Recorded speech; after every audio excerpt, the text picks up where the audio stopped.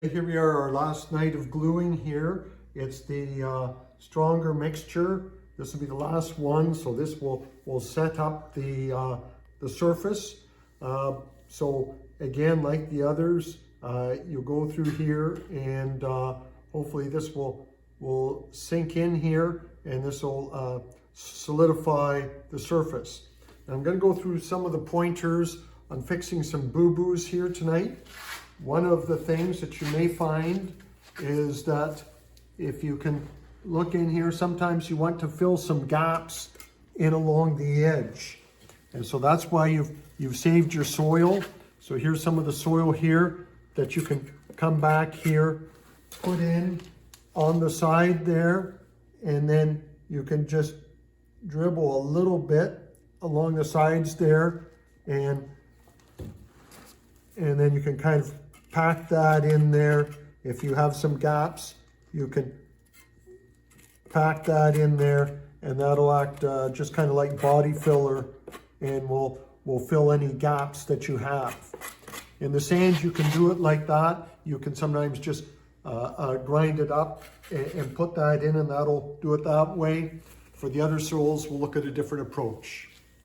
Here we are putting the final solution on this soil here. The pointer on this one is, you can see that I have a little bit of a gap here where you can see some of my cheesecloth that's showing. And there's a bit of a gap there in between the board and the soil. It doesn't mean the soil is going to fall off, but you may want to pack that in. So what I do, I make up my own like body filler. So you use some glue, you grind up some soil, and you essentially make a slurry. And then with that slurry, we'll do some packing in along there to fill that gap. So here we are here. I have kind of a slurry made up of the topsoil. For the bottom, of course, I've saved some of the subsoil so I could make up a slurry likewise with that to pack in down here towards the bottom. So what I'm going to do here, I'm just going to take that and I'm just going to do like I'm doing body work to your old car or doing drywall work. You just take this glue soil mixture and you can just pack in those few remaining holes that are along the side there. Because it's the same material there, it'll look the same. And that'll dry hard on there and give you a good finish. Here we are again here with my mixture here that I'm going to permeate the Red River soil with. But I have a fix-up job to do here. During my work here, one of my sides crumbled out. So what I'm going to do, that's how it fits right in there. So I'm going to do a repair job.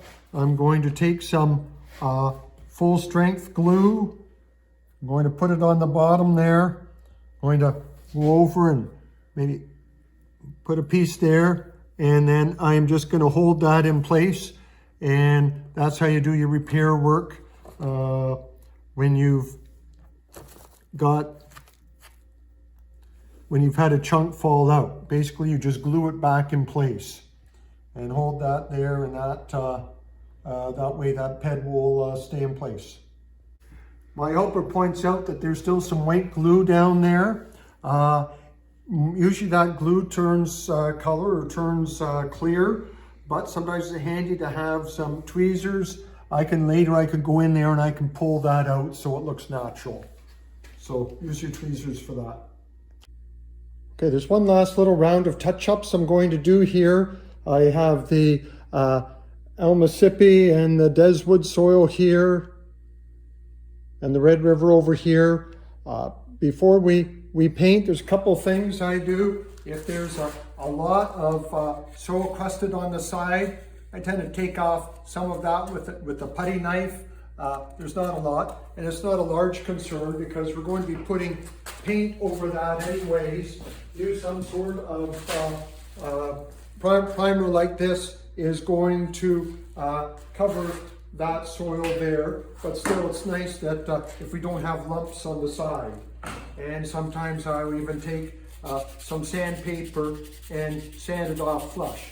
Again, because we're putting white paint on these, it's going to cover the soil well. So there's that little bit. And I do notice that sometimes the soil at the top isn't glued in place as tightly as we'd like. So I come back and I just dribble a little bit of my mixture at the top of the surface here. Not too much or it'll all wash down, but try to get that started penetrating. For some reason I've got a lot of bubbles coming out of this one. But if I do this on the top here, that'll keep the soil in place at the top where you really want. That's where we have that fine granular structure. And I'll do the same over here on the Red River too. There were just a few loose areas up top. One more touch up on the Red River required before painting. So I see here at the bottom here, once I had it tipped up like this, I've got a bit of a void at the bottom. I can see the cheesecloth. I want to cover that up. So again, what I've done, I've pulverized some of the soil from that lower horizon. I've made it into, added some of the thicker paste, so I've made it into kind of like some body filler or mud, like you're doing drywalling, and I'm just going to pack that in there, so that's going to cover up that void and that cheesecloth there. So there's a number of touch-ups that you can do like this. Just depends how complete or how finished you want your monolith to be. And this is also a way that you can repair if you have chunks fall out. At a later time, you can repair by making up your own body filler again.